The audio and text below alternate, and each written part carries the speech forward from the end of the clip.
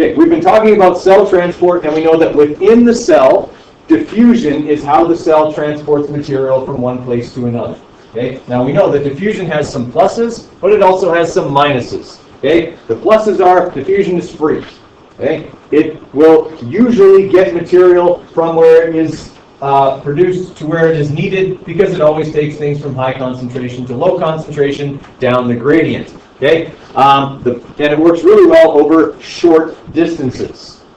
Now that's a plus, but the other side of that is a minus. It doesn't work very well over long distances because it's more of a shotgun approach. Okay, as things move from high concentration towards low concentration, they also spread out. Okay, which means not as much of it is necessarily going to get where it needs to go, okay, if it has to travel very far. This has a major effect on the size a cell can reach. Okay, because diffusion does not work well or very fast over large distances, cells effectively have an upper limit to the size that they can reach. Okay, when they start to reach this size is usually when they divide. Okay, making them smaller and making diffusion more efficient at doing the job it needs to do. All right, so what we're going to look at today is kind of the effect of the size of a cell on both the cell's surface area, okay, which is like kind of the cell membrane, okay, and the cell membrane is important. That surface area is where the cell is able to acquire all of its needed materials and where it excretes all of its wastes. Okay, so having a pretty good sized surface area, would that be important? Yes. Okay. A cell needs to transport material from the cell membrane to points in the cell, and it can only do that by diffusion. It also needs to get rid of wastes in the opposite direction, also by diffusion. All right, so if I have a large surface area, that's good. I've got lots of area over which I can absorb materials and get rid of wastes. But with a large surface area could come a very large what? Volume. Volume is a problem.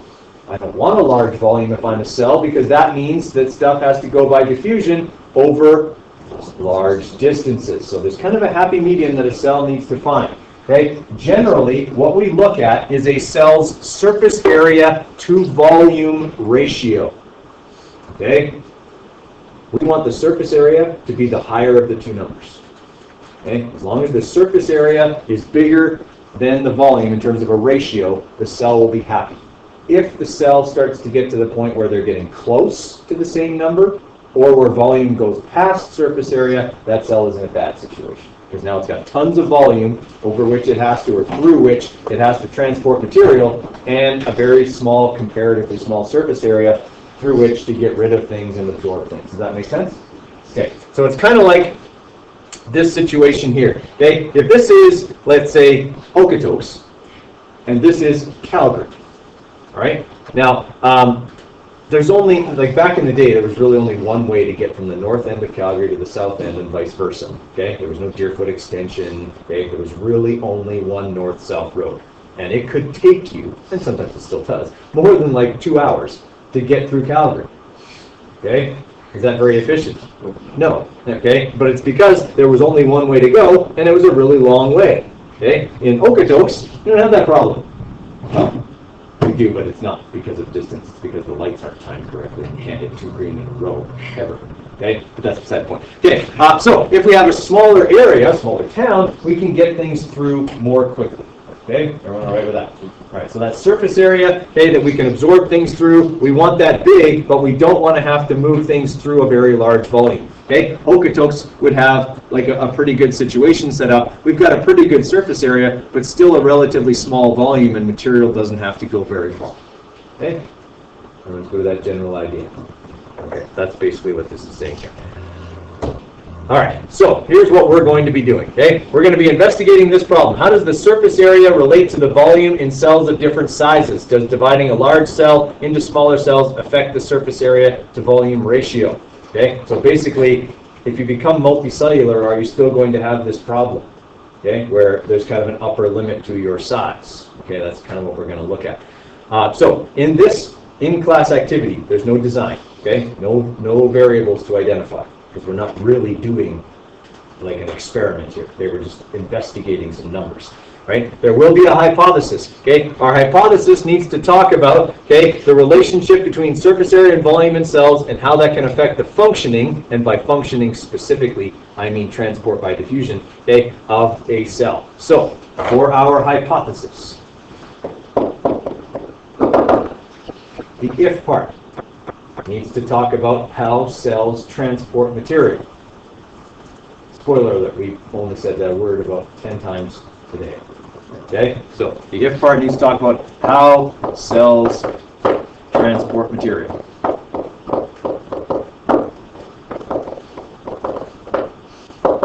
Okay, the and part is tricky for this one, so I'm just trying to give it to you.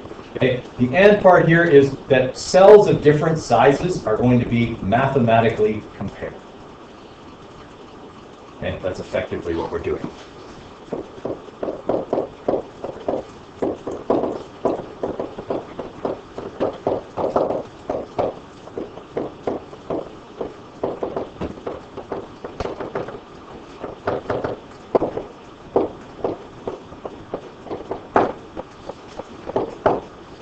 Okay, our then part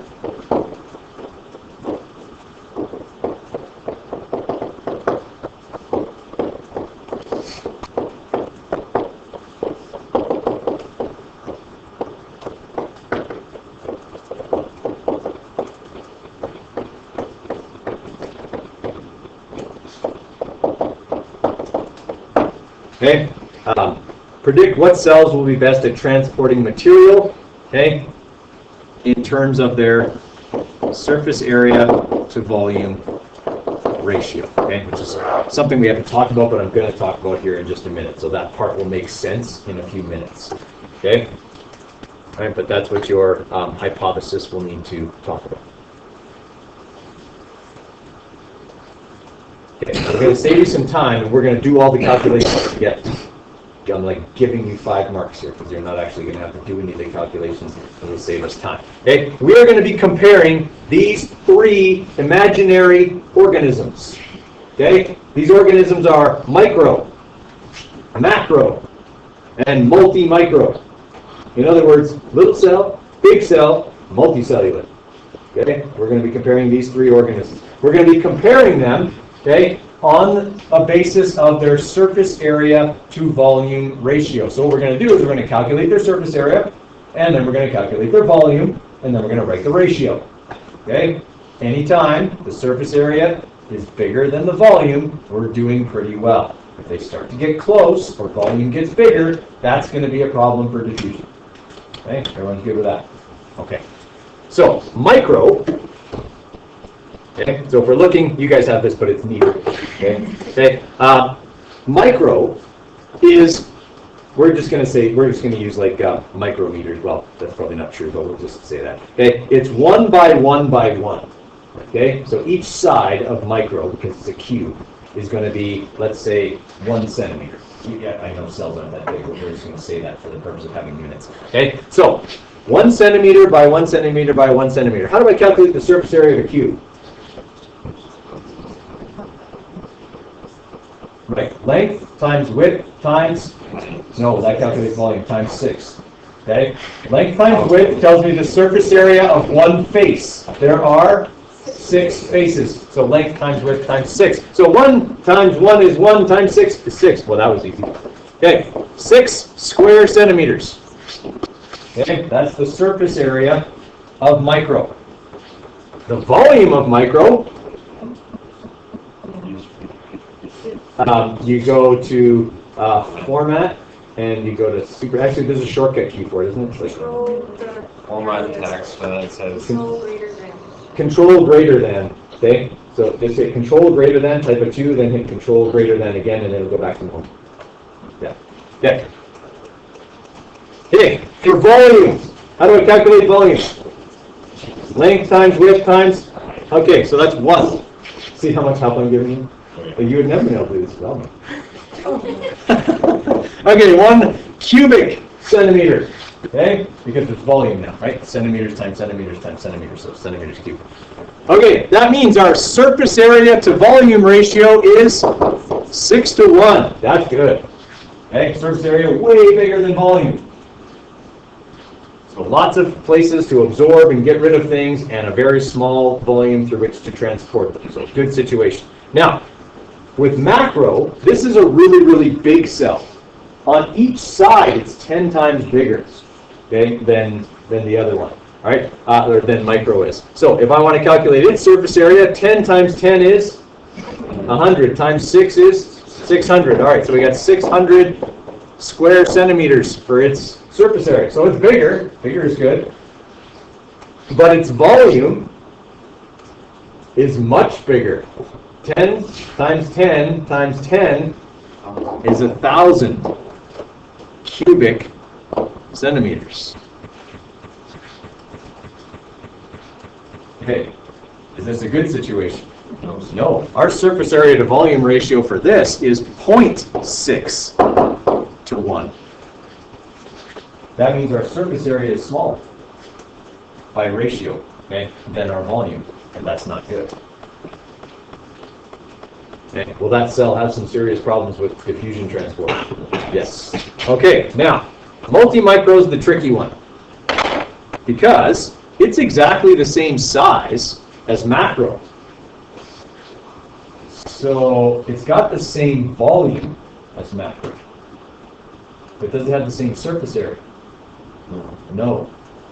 Because multi-micro is made up of a whole bunch of little micros, each of which has 6 sides, the surface area of multi-micro is a lot bigger than macro. Because it's not just one cube, it's how many? 1,000. There's actually 1,000 cubes in there. Okay, so we'll right off the bat here put in that the volume's the same. Okay, 1,000 cubic centimeters, right? But its surface area is what? 6,000. Okay, each micro we said had a surface area of 6, and there are 1,000 of them in multi-micro. Okay, so the surface area for multi-micro is 6,000 square centimeters. What does that put our surface area to volume ratio back to? 6 to 1. Okay, so does becoming multicellular mean you can overcome this surface area to volume ratio problem? Yes, it does. You can get big and not have to worry about diffusion being ineffective at moving material because you retain the surface area to volume ratio of a small cell because you're made up of small cells. Okay? That's why you would never see a giant amoeba sitting in the desk beside you. Okay? It simply could not survive. Right? Okay, has everybody got those numbers down? Okay, you're going to need those numbers to do these analysis questions. And you're going to have a few other calculations that you're going to have to do here. Okay, so question number 1 in the analysis. When the cube dimensions increase from 1 centimeter to 10 centimeters, so from micro to macro, okay, the increase is a factor of 10. So each side is 10 times bigger. What is the factor of increase for the surface area and for the volume? So basically you're going back to this chart and you're telling me, okay, when I went from micro to macro, how many times bigger did the surface area get? How many times bigger did the volume get? Okay, that's what number 1 is asking. Just asking, how many times bigger did they get? So you just have to look at your numbers. Okay. Number 2, for the 2 big cubes, the size and the volume of a factor of 1. That means they're the same.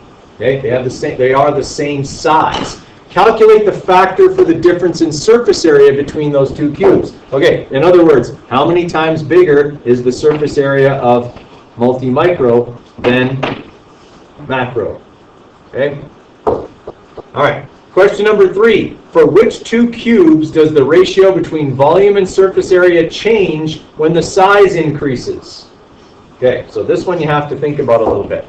If we are looking at these 3 boxes, if I make micro bigger, it becomes macro. If I make macro bigger, it just becomes like big macro. Okay? If I make multi-micro bigger, as a multicellular organism, its individual cells don't necessarily get bigger, they just, okay, think about what that means in terms of which ones of these will their ratio change when they get bigger. Okay? Give a little explanation as to why. Okay, now, diagram below to answer this question. It's number 4 is about these boxes here.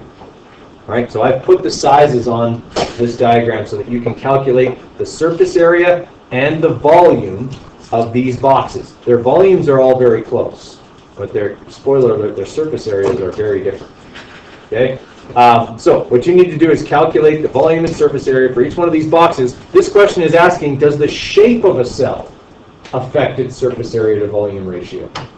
Okay? Can I improve the surface area to volume ratio of a cell by simply changing its shape?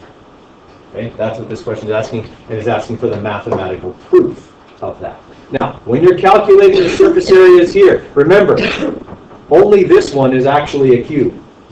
I know it doesn't look like it, but it's supposed to be. Okay? Only this one is actually a cube. These ones, okay, I've got sides that are all different. Right? So I would have to calculate the surface area of the front, multiply it by 2, because the back would be the same. Everyone follow me there? Okay? Surface area of the top, multiply it by 2. Surface area of the side, multiply it by 2. Add them all together.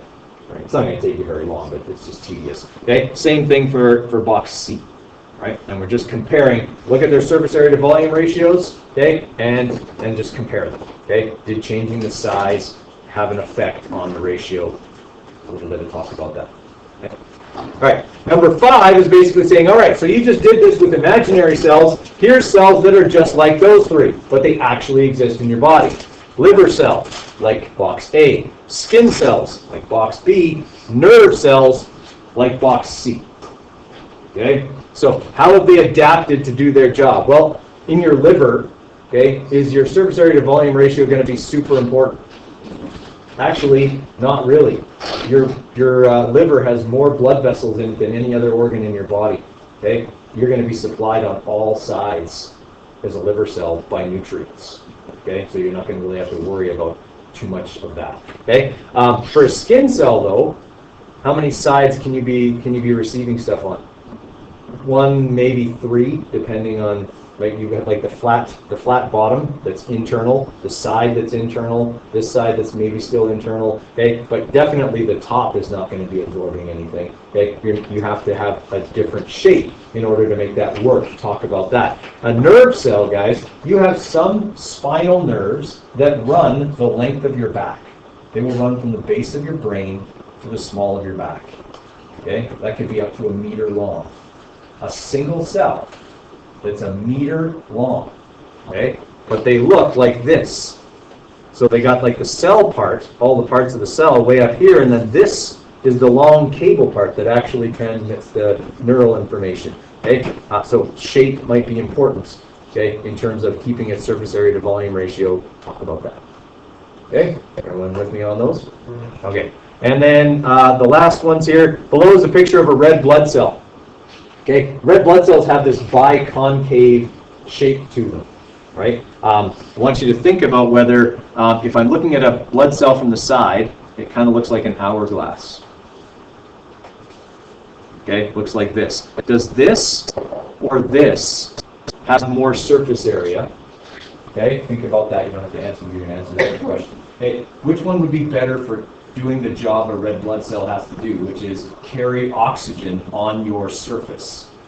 Okay, like a red blood cell does that. Okay, there's hemoglobin embedded in the cell membrane. The more cell membrane there is, the more oxygen that red blood cell can carry. So does the shape of a red blood cell help it do its job? How does that relate to surface area, etc.?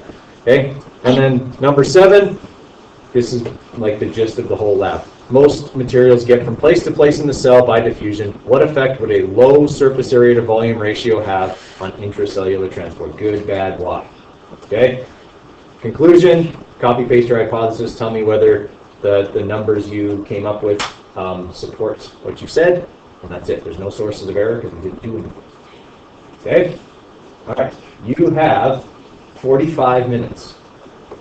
Okay, to finish this up. My expectations are going to be a little lower because obviously you're in a bit of a time crunch here. Okay, but you only really have to do a hypothesis and some analysis questions and a conclusion. Okay, there's nothing else really here for you to do, and we've kind of gone over what I expect for all of your answers. Okay, questions? All right, let's get to it. Please. Yes.